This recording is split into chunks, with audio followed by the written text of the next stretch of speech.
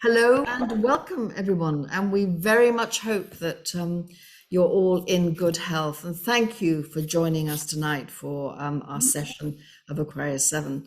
And it's great that so many people have tuned in this evening. I love this bit of the introduction because I get to say hello to those who are tuning in from Argentina, from Australia, from Belgium, from Canada, from France, from Germany, Italy, Peru, South Africa, Spain, the United States of America, and from Zimbabwe. I do feel this sense of us all being in one huge room around the globe with one roof over our heads in this incredible space that we create for ourselves. And thank you for being here and for making that space. Now, my name is Pamela Armstrong, and I'm a committee member of the Aquarius 7 astrological group, along with Graham Boston, Kris Lee, and Gillian Crawford. Our society is based in Gloucestershire in the southwest of England, and we're one of the oldest running groups in the United Kingdom. We're a not-for-profit society, and we've been running this program of webinars since March 2020 in order to support the astrological community. Thank you to everyone who's donated so far and helped us cover our costs. There's no need to donate. These events are free, but if you'd like to donate, you can go to our website and there's a donate button there, and you can choose which talks you might like to support. And we suggest a donation of perhaps £1 to £3. If you wish to remain private during this meeting, please do read the text that we're about to drop into the text box, and that'll explain how you can safely do that. And also, just a quick mention of our next Aquarius 7 meeting. We meet on the first Thursday of every month. So our next meeting will be on Thursday, the 3rd of February. And we're looking forward to welcoming Christine Skinner, the wonderful financial astrologer. And she's, indeed. And she's going to be giving us the lowdown on what we need to do with our finances in 2022. But to this evening's presentation, which it's going to be slightly different tonight. There's going to be a slightly different format. We're not going to have a question and answer session, although we are very much going to have an interactive session. And we're very much hoping that as many people as can, or who might wish to, will be joining in. And of course, everyone is invited to our virtual bar. Once our session is over, we keep our mics open and we stay here for a while so that we can continue to talk to each other, anyone who does wish to stay in the room. Our microphones are going to be muted now, but you will be able to turn your own microphone on in the second half if you do want to join in. We have two sections this evening, chaired by committee members, Graham Boston and Kris Lee. In the second half of this evening, Kris, who has an MA in astrological fate in the plays of William Shakespeare, will lead a guided visualization, after which we hope that there'll be time for those of us who might wish to share our experiences. And as I say, that's going to be the interactive part of the evening. And we would encourage everyone to join in. Anyone who wants to talk, you're very welcome. Another thing that we're hoping is that as many of you, again, who might wish to, you'll be sharing and talking maybe about an object or a picture that for you represents the forthcoming Jupiter-Neptune conjunction. But before that, Graham. Graham is the author of Astrology, a beginner's guide, and he's the co-author of a series of career fulfillment guides for each of the 16 Myers-Briggs personality types. Now, he, in the first half of this evening, is going to be looking at the main astrological events of the year that we can look forward to. So, Graham, that's the introduction. Now, over to you. Thank you very much, Pamela. So, I'm going to be looking at the main planetary events of 2022, and I'm just going to do a very brief review of the planetary events of 2021. Before I get into that, though, what we always do is just talk a little bit about the outer planet context before launching into the specifics of the current year, because we exist in time within a broader context, as you all know. So obviously we've got Pluto in Capricorn. It's nearly all the way through Capricorn. We've got another 2 years really to go. Early 2024 is when it moves out into Aquarius. And it's been a a long, tough slog, I'd suggest, going through Capricorn. And it's taking about 16 years to go through the sign. And then since 2011, 12, we've had Neptune in Pisces, and we've got that for another 3 or 4 years. And that has obviously brought a lot of confusion, distraction, all sorts of Neptunian things, which we'll perhaps talk about a bit later. Plus, of course, we've got Uranus in Taurus. It usually takes 7 years to go through a sign. So it's pretty much just past the middle of Taurus now. And we've seen a rush, particularly in the last few years, towards a cashless economy and the rise of digital currencies as well, not just Bitcoin, but a plethora of alternative currencies. So those are the outer planets in the sign. So they form a kind of backdrop to what's been going on in the last few years and what's going on now. And then, of course, in the last 2 years, we've had some extraordinary outer planet aspects. So we, of course, had the Saturn-Pluto conjunction in January 2020. Most astrologers knew it would be difficult, but perhaps we didn't realize quite how difficult it would be. In Capricorn, it suggested extreme governmental control, perhaps, as one possible manifestation. And you can see the necessity to restrict people's freedom and lock people down is a kind of perfect example. I mean, the very word lockdown is so suggestive of Saturn conjunct Pluto in Capricorn. So we're still living, of course, with the effects of that conjunction. We're living inside it, even though the conjunction has moved on and Saturn and Pluto are no longer within orb of each other. But it was such an important astrological event that the ripples, of course, are still with us hugely. And then in the same year, we had a series of 3 Jupiter-Pluto conjunctions, which again speak of executive and governmental control, I think, perhaps extremes of control, and also possibly the unrest around the protests about the killing of George Floyd and the Black Lives Matter movement. It seemed to coincide a lot with those conjunctions of 2020. And then at the end of that year, we had the Jupiter-Saturn conjunction. And these come along every 20 years. And they've always been regarded as important in astrology for thousands of years, literally. And this one was particularly important because it marked the true beginning, if you like, the proper beginning of a move of the Saturn conjunctions from one element, Earth, into another, air. So we did have one in air in the early 1980s in Libra, but that was a bit of an outlier. And then we reverted back to conjunctions in Earth in the year 2000. So this marks the point, December 2020 marked the point where they moved properly into air. So the Jupiter-Saturn conjunction was in Aquarius. And so if you like, we are now in the mini age of Aquarius for the next 18 years. But we are definitely in a period of transition because we're transitioning from Earth to air. And that is not something that happens overnight. And that is a 200-year period where the Jupiter-Saturn conjunctions will be in the element of air. So we've had roughly 200 years where they've been in Earth, and we will now have roughly 200 years where they will be in air. So we're moving from the age of Earth to the age of air.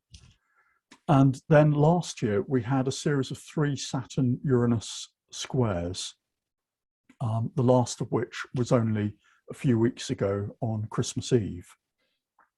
And they brought with them a lot of interesting changes and stresses, as we'll see in a moment. So here's a kind of transit calendar map of those Saturn-Uranus squares. So on the top row, I've given them a 2-degree orb, but if you widen out the orb to 3 degrees, you can see that for virtually half the year, in fact for over half of last year, Saturn was square to Uranus. So it really was the signature aspect for last year. So the year began, in fact, a year ago today, January the 6th, with the extraordinary demonstration which turned into a storming of the Capitol in Washington, D.C. I was watching it live as it unfolded, as were many of us, no doubt. Quite an extraordinary event. And although you'd have to widen the orbs a little bit beyond 3 degrees to 3.5 or 4 degrees, I think it still fits in with the theme of Saturn Uranus, which is about stress, tension, the tension between the new and the old, and between freedom and restriction. And it very much felt like two very fixed blocks who disagreed fundamentally and strongly about something, and coming together, or one block trying to impose upon another block, and meeting resistance. And then we had the tension between freedom and restriction during 2021, the tension between lockdowns and the desire to end lockdowns or not to go into lockdowns, or to reclaim the freedoms that we had before lockdowns and before coronavirus. So that was quite a theme during the year. And of course, we had another tension between vaccination and those who are against vaccination or are hesitant about vaccination.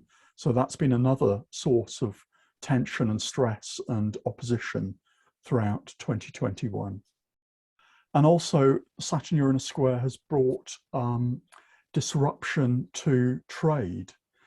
If you think of Uranus in Taurus as representing something connected with goods and agriculture, and Saturn in Aquarius perhaps representing established networks, Aquarius, of distribution, then we've seen disruptions to those networks during the year. So we saw the Suez Canal, for example, being blocked by this enormous container ship, the Ever Given, which is owned by the Evergreen company. And that had huge knock-on effects to trade, particularly Chinese goods coming into the West, which had to divert around South Africa instead, and so slowed things up enormously. And then there's been disruptions in Northern Ireland and the United Kingdom as a result of the Brexit agreement and the vastly increased bureaucracy surrounding that. And then in the summer, in July and August, there was a sudden huge spike in the price of wholesale gas. And that has had huge knock-on effects to the retail price of gas in many countries, and will soon be having a huge impact in the United Kingdom in the coming months. And that's going to cause, and is causing already, great hardship for people, because it's hugely bumping up heating and cooking bills. And those obviously not luxuries. So 2022, this just shows you the range of motion of the planets throughout the year. So this is not necessarily where they end up at the end of the year, but this is how far they get during the year. So you can see Pluto is still at the end of Capricorn and isn't moving very far. Saturn is in the second half of Aquarius. Jupiter has just moved into Pisces and goes quickly through Pisces and into Aries and back into Pisces this year. So it's covering quite a lot for Jupiter in 1 year. Neptune is still in the later part of Pisces. Chiron still towards the middle of Aries. Uranus in towards the middle and second half of Taurus, as I mentioned earlier. And the North Node, or rather the nodes, which remember go backwards through the zodiac, they are starting off in early Gemini Sagittarius, but they travel through Scorpio and Taurus and end up at about 11 degrees of those signs towards the end of the year. And then finally, we've got Ceres, which starts the year at late Taurus and makes its way all the way through to early Libra. So you can see the span of where the planets are during the year. Now, I mentioned Saturn-Uranus last year, and of course we had the last of the 3 Saturn-Uranus squares on December the 24th. So here's a graphic ephemeris of those two, showing those 2 planets, and you can see that they are now separating out throughout the year, but we're still within a 2-degree orb now for the next 3 days. And if you were to expand that out to a 3-degree orb, it would last for a little bit longer. So we're still currently now within that Saturn-Uranus square. And although they were the signature of last year, they do come back to within orb later this year. So they don't actually make a square aspect. So these lines don't actually meet, but they do come within 1 degree of each other. So this shaded line in the middle is where they are within 1 degree, and this lighter, paler line, paler band rather, is when they come within 2 degrees. So they're within 2 degrees for 2.5 months, from late August to early November. So we might have some kind of ripple of the disruptions we encountered last year. It will remind us perhaps of things that have passed, but won't be so tense or disruptive, I would suggest. So next we have a rather interesting situation with Venus and Mars. So these 2 planets that represent relationships in their different forms, attracting and desiring, are conjunct twice this year. And they actually conjuncted last year in July in Leo, and now they're doing conjuncting twice again in the early part of this year. So they conjunct on the 16th of February at 17 degrees Capricorn, and then again at 6th of March at 0 degrees Aquarius. And I'm just going to show you a little animation that Kris has prepared, which shows you Venus and Mars meeting each other over that time period. So here they are. Venus is retrograde at the moment, and it was retrograding towards Mars, and then Mars overtook it briefly, and then Venus overtook Mars again, and then they separate out again. So it's quite a little dance between Venus and Mars. Can we see that again? Yes, of course. That was rather fabulous. Yeah. Okay, I'm just going to go back to about here. So there's Venus late last year, and then it becomes retrograde in December, and then it's going back towards Mars as Mars is going towards Venus, and then Mars overtakes Venus, then Venus overtakes Mars. So it's quite a little, well, a tango perhaps between Venus and Mars. And I like the way that the Mars, Venus is coming this way and Mars, and they just have this very slight peck on the cheek or something before they start chasing around after each other. Right, yes, yeah. So it's quite an interesting little kind of duet. And it might say something perhaps about relationships, the getting together of people, the formation of relationships in a way that has been so restricted over the last 2 years. So let's hope it means that we have greater freedom to see our friends, to make new friends, to meet new lovers, etc., etc., at that time, to re-establish acquaintances with people as well, to form connections, physical connections in the real world as well as online. So after that, we then have a sextile between Jupiter and Uranus. Jupiter in Pisces, Uranus in Taurus. As you know, sextiles aren't hugely important, but that may again say something about freedom. I think Jupiter and Uranus very much connected with freedom and increasing freedom. And then we come to the main event of the year, astrologically, if you like, which, as you probably all know already, is going to be the Jupiter-Neptune conjunction. on April the 12th at 23 degrees 58 of Pisces, so around 24 Pisces. And we will have a discussion about this soon, about what this might mean. So Neptune is the modern ruler of Pisces. Jupiter is the traditional ruler of Pisces, and they're both in the sign that they rule. So it's quite an extraordinary conjunction in many ways, and it could manifest in so many different ways, from positive to negative.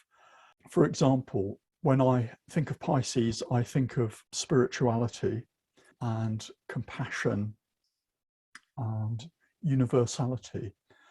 And so I feel that this conjunction is a very compassionate aspect, and may bring religion or compassion to the forefront. I think it is a wonderful time to tune in to these two planets, to tune in to the universe and to the universal. And I think it's probably a wonderful time to meditate, to reflect, and to be creative as well, because Pisces also rules the imagination and the soul. Jupiter expands what it touches, and Neptune represents spirituality and imagination, positively speaking. It can also represent illusion and fraud as well.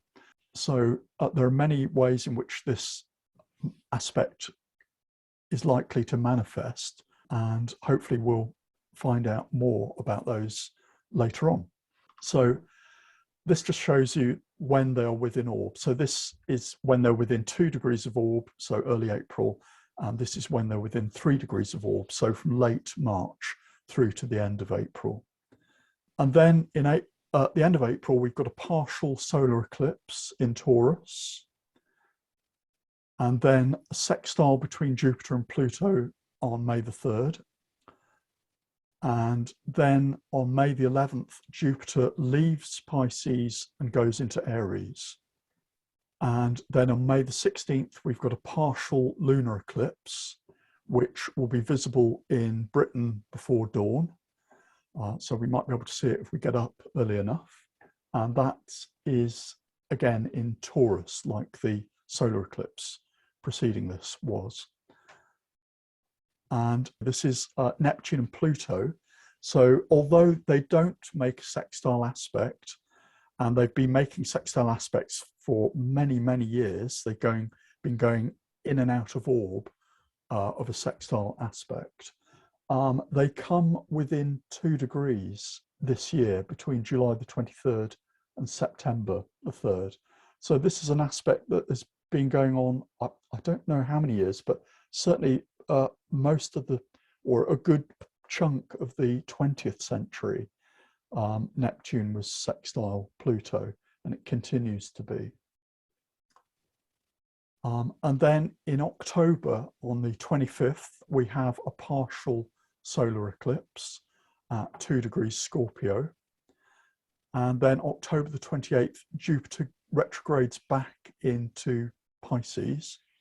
And then on November the 8th, we get a total lunar eclipse, which unfortunately won't be visible in the UK. And that is in the middle of Taurus. And then finally, on December the 20th, Jupiter goes back again into Aries properly. And that is the last of the main astrological events for this year. So I hope that's given you a good sense of what's coming up from an astrological, planetary perspective. Right, but just worth mentioning at this point, because we were talking a few days ago about the last Neptune Jupiter conjunction, which was in 2009. Right. So in the kind of ongoing financial crisis, and one of the phrases we all learned, or many of us picked up on that time, was quantitative easing. Quantitative easing, which essentially was putting lots of money into the economy to try and keep things going, because normal arguably normal routes weren't available because interest rates were already almost zero. And in the UK in 2009, this was when this primarily happened, there was £200 billion was put into the economy through quantitative easing. We used to, in times past, this was sometimes called printing money, but you can't, you know, that's has a rather bad reputation, inflationary printing money. But of course, there could be some argument that it would have been better to have put that into the economy in a more direct way. That would actually be about £3,300 per person in the UK during the year. So if you'd given that money to people, it might have actually been, arguably, could have been utilised in a way that's healthier, rather than a lot of it just going to support banks and already rich institutions in some ways. But that's the sort of money we were talking about in the UK. And of course, it's been happening a bit, or to some degree, over the last year. And now we have inflation, which can be another manifestation, I think, of Jupiter-Neptune aspects. Yeah. You mentioned the price rises in power, for example, but food as well. There are all sorts of things. I think we're up. They're talking about 5 or 6% inflation predicted this year. But we'll see. Jupiter and Neptune feels very inflationary potentially. Yes, yes. Okay. And isn't the target for inflation in this country about 2.5%? Yeah. So yeah, it's I think when it gets way more over. than that, the Bank of England has to give an explanation to the government as to why it's gone beyond that limit. Right. Yeah. Also, while I remember, before we move on, I'd just like to say, because I forgot to say it, giving a kind of shout out to Bernadette Brady. She gave one of our first webinars back in early May 2020, where she shared the research she had just done, and she was looking at the astrological signatures of pandemics. And she found, and I would urge you to go to our YouTube channel, just go to YouTube and search for Aquarius 7 and look at Bernadette Brady's video, because she related it to Saturn aspects with outer planets. And she said at the time that from her research, she would expect the coronavirus pandemic to last for 2 years, because she said that it related to the Saturn-Pluto conjunction and also the Saturn-Uranus squares. And therefore, the last blast of the pandemic would be in December 2021, with the third and last Saturn-Uranus square. And of course, we've had Omicron since late November, and that is sweeping the world. And it appears to be, thank goodness, milder than previous variants. So it looks as though this pandemic is following the trajectory of previous pandemics, in that the virus becomes more transmissible but milder. So I'm keeping my fingers crossed that Bernadette was right. So moving into 22 as we are now, we should be moving out of this pandemic. But I've got to give a note of caution, which is that this Jupiter-Neptune conjunction of April, it does strike me as having the potential for some sort of pandemic. And I'm not saying it will be, and I would rather go with Bernadette Brady's research than my musings, frankly. But when you think of Pisces being unbounded and Neptune being unbounded and breaking through any borders or diffusing any borders, and Jupiter expanding what it touches, it's not a stretch to believe that this particular conjunction could coincide with something that, you know, affects everybody. I'm just putting that out there as a possibility, but I'm keeping faith with Bernadette's research and her ideas on that subject. So I'm now going to hand over to Kris for a slightly different, more experiential half of the evening. So over to you, Kris, and I'll stop sharing now. Yeah, thank you for that, Graham. And you've touched on some of the meanings we assign to Jupiter and Neptune. And yeah, we're going to be doing a guided visualization.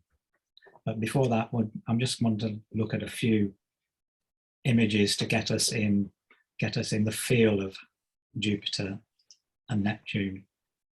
So I need to open the file.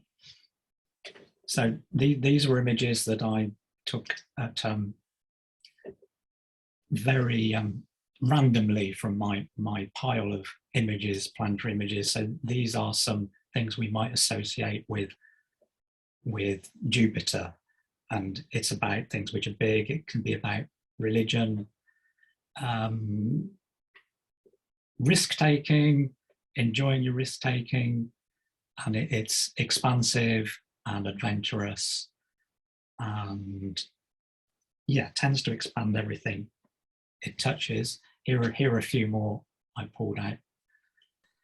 Yeah, so yeah, the double sixes all the time aren't necessarily a good thing. Jupiter extravagance, gifts, avuncular, but of course the guy who's throwing the money around might be giving it away, very philanthropic, or might be just spending money willy-nilly till there's none left. So I'm going to now look at a few for Neptune. Obviously the ocean, the vast wave, pulling rabbits out of hats or being in a fog, meditating, self-illusion, the devil looking in the mirror and seeing himself or herself as a saint. And yeah, acting is very associated with Neptune, illusion, putting on a mask. And it's very dreamy, fantastical, also associated with drug use, merging the one with the many. Floods, the idea of flooding in some way could be considered Neptunian. So those were just a few images I picked out at random. And some, I'll just stop the share. And it's something you can do yourself over the next few months in terms of tuning into Neptune. As you're going about, look at things which you think, oh, that's very Jupiter, or that's very Neptune. It's good to have magazines or newspapers. We have less of them nowadays. So over the years, I've just cut out things and collect them. But if you have got some things, either put them on your phone or put them on a notice board and play around with them, see if they're meaningful. So in the spirit of that, I've got a great pile of images here, which I'm going to just randomly pull one from my Jupiter pile and my Neptune pile and see if I get anything interesting or I can relate to. Okay, so this is my Jupiter image. This is someone floating around on an airbed, having a good time, I believe, in the sun. And I'm now down to my Neptune pile. This is entirely at random, so what it's going to work like, I don't know. Oh, this is quite a big piece of paper. Okay, this looks like a load of. Oh, I'll just take off my background for the moment because it's getting in the way of the images. This looks like a load of pharmaceuticals or drugs. So this is going on holiday and taking a load of drugs, maybe, or deluding oneself by taking psychedelic substances. So this is maybe not the thing I'm suggesting you do to get in tune with Jupiter and Neptune, but it's something that could, I guess, happen in that very unboundaried position we're coming into. So in a minute, we're going to start doing a guided visualization. I just wanted to say, with conjunctions, I kind of think that they are like having two planets stuck in a lift together. And because with a transit, one is in the lift, the other gets in, and they go up a few floors together, and then the other one gets out. And you've got that time when they're stuck in the lift together, and maybe they're getting on and maybe they're not. If it's conjunction in your birth chart, of course, they're stuck in the lift for life, which is a bit different. So I find that's a useful image to try and personify the planets. So if you've not done a guided visualization before, I think the key is to not try and force it. You get what you get, not try and anticipate what you're going to get. And sometimes you might get things that feel very meaningful, and other times you may not. But I think it's just a question of, in quite a Neptunian way, just switching off from the rest of the world and trying to immerse yourself in a different world for a few moments. This will probably be about 10 minutes, I think. And then after that, we may be able to share some of our own experiences of this. So I'm going to invite you now to close your eyes, because it's important to spend time away from peering at a screen for this exercise. I think we spend a lot of time doing that, and just make sure your feet are both on the floor if you can. And we'll just take a couple of deep breaths, focus.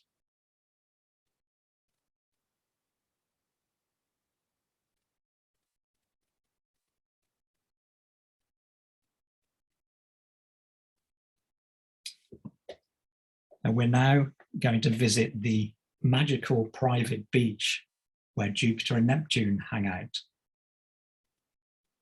I want you to imagine you're standing above a deserted beach in a small cove with the beach and the sea in front of you. So just take in that view for a few moments and be aware of what's in front of you and how you're feeling.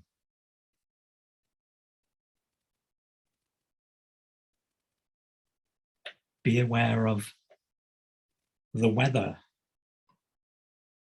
whether it's warm or cold, windy, wet. Have you dressed appropriately? Well, if not, you can magically change your clothes, because this is a magical beach. So change your clothes to whatever you want, or no clothes if you like, that's perfectly fine. And looking at the beach, beaches vary in texture. What does this one look like? Could be sandy, pebbly, rocky, have pools. What's your beach like?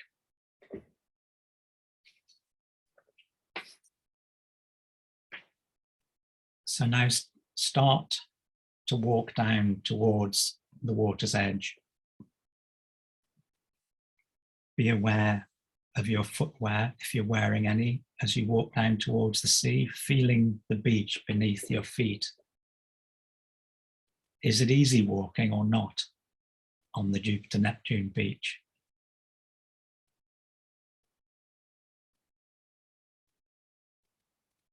Keep walking till you get to the waves. Step in if you wish, but try and remain in that marginal area between the land and sea.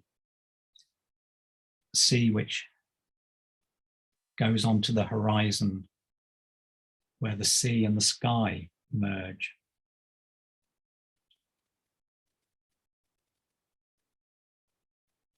What's the state of the sea?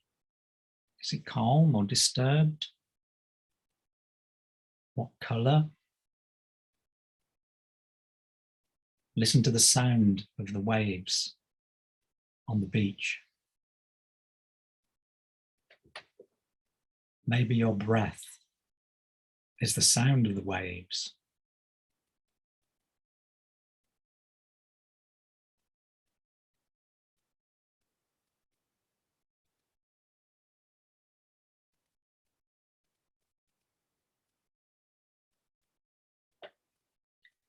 So I'm now going to invite you to turn back to face the land, still being in that marginal area between the land and the sea. And just turn a little to the right where at the top of the beach, you'll see Jupiter's seaside chalet.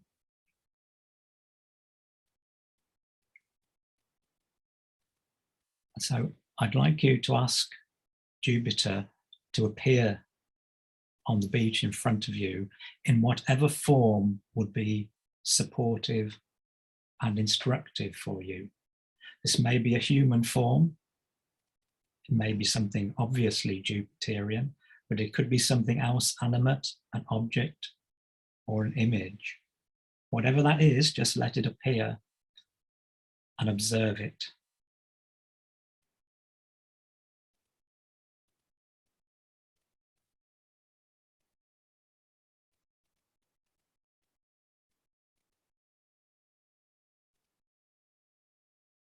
So keeping that there, whatever form it is, now turn a little to the left where Neptune's beach hut is.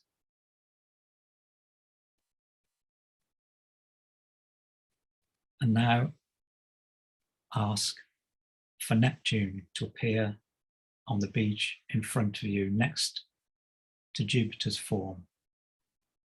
Again, in whatever form would be supportive and instructive for you.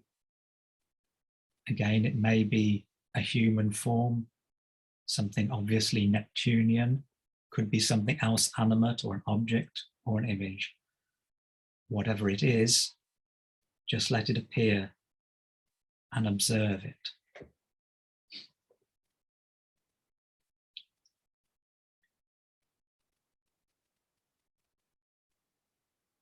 And how does it feel to see these two forms together? To you, does one feel more stronger or prominent than the other? Do they seem in harmony? Or maybe not?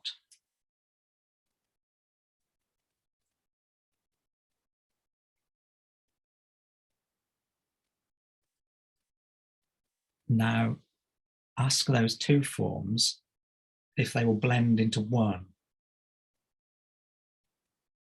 They may blur or join or remain a pair together but distinct.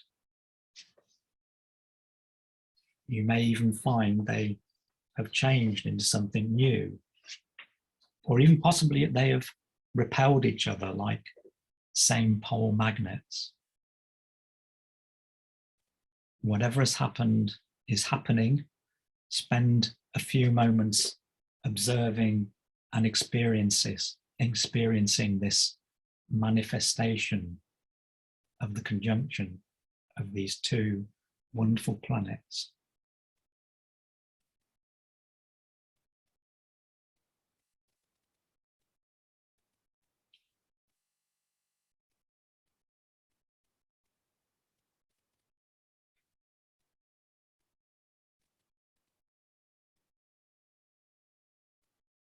In a few moments, we're going to come away from here, but first, ask for guidance about how to positively manifest the archetypal energy of Neptune and Jupiter over the next few months. You may get some indication of that now, but it may be later, but it's useful, I think, to actually positively invite that in over the next few months, particularly as we come to the exact conjunction on April the 12th.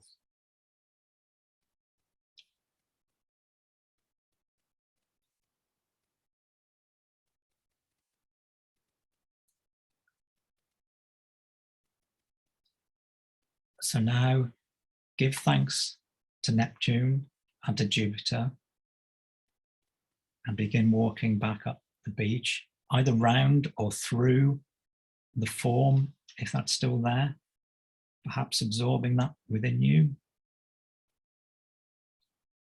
and carry on walking up the beach to where you arrived. And at the top, turn and take another look at the view of this magical beach. Noticing there may have been some changes from when you arrived.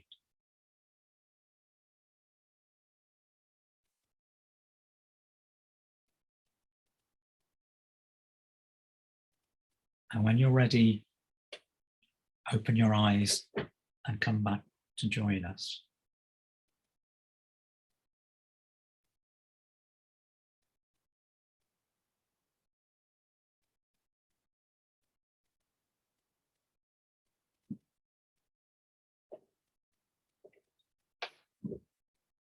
Maybe a good idea to just stamp your feet for a few seconds, maybe shake your hands about just to make sure we're all back in the room, in the virtual room.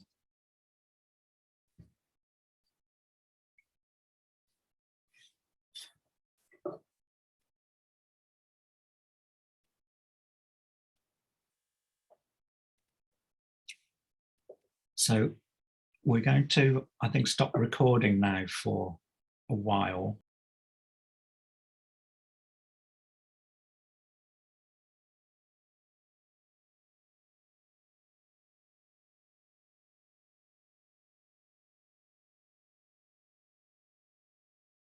We're not really doing charts tonight, but I'm just in the chat box going to put a few suggestions, because I had a very quick look at people with close Jupiter-Neptune connections, and there's a few in here. So, and I'll just briefly mention Laurence Olivier, well-known actor, Jupiter-Neptune, great, one of the most famous actors in history. Jessie Norman, the opera singer, yeah, she's very big voice, big person, big personality. Lance Armstrong, cyclist, perpetrator of one of the biggest sporting doping frauds ever. Very close Jupiter-Neptune conjunction in Sagittarius. And there are, well, I'll just read out a few more names. Sarah Kane, the dramatist. Robert Miller, Philippa York, another cyclist, now transgender. And also the World newspaper was formed right on a Jupiter-Neptune conjunction, no longer with us. And of course, it was an enormous sort of scandal sheet. So I've just posted that data on there. You can find those online, but if you want to copy those and have a look at those, they're interesting charts to look at. So finally, I'd just like to remind you of how you can kind of ground what we've been talking about tonight and experiencing in your own charts. So there are three things really, I thought. What house does this conjunction occur in your birth chart? So if 24 degrees Pisces is in your 7th house, then the focus, or maybe lack of focus, is on one-to-one relationships, boundless possibility. The other extreme could be over-optimistic delusion, but certainly a focus on the part of your chart where 24 degrees Pisces is. Also, be aware of any planet or significant point that you have that is round about 24 degrees anywhere in the chart, because the conjunction will be aspecting that. So, for example, if you have Mars natally at 24 degrees Virgo, you'll be experiencing a transiting opposition of Jupiter and Neptune at the same time, which could be quite alarming for Mars in Virgo, could be enervating, could be challenging perceived certainties, or an opportunity to get out of the detail and the planning for a while and surrender to something beyond oneself. And finally, I think it's important to consider what is the condition, if you like, of Jupiter and Neptune in your birth chart. So what signs are they in, and particularly what aspects do they make to other planets, and what aspect or not do they make to each other. So I've got a nice Jupiter-Neptune sextile, so I'm probably quite comfortable with this conjunction. But if they're square, for example, then this conjunction manifesting this year may be somewhat uncomfortable or challenging, and quite likely they won't be an aspect at all. They don't generally talk to one another in the birth chart. So at the moment, there is a real potential to experience Jupiter and Neptune talking to one another, going up and down in the lift together for a little while. So I think we'll probably finish our presentation here. Thank you all for being here, and thank you for all your contributions.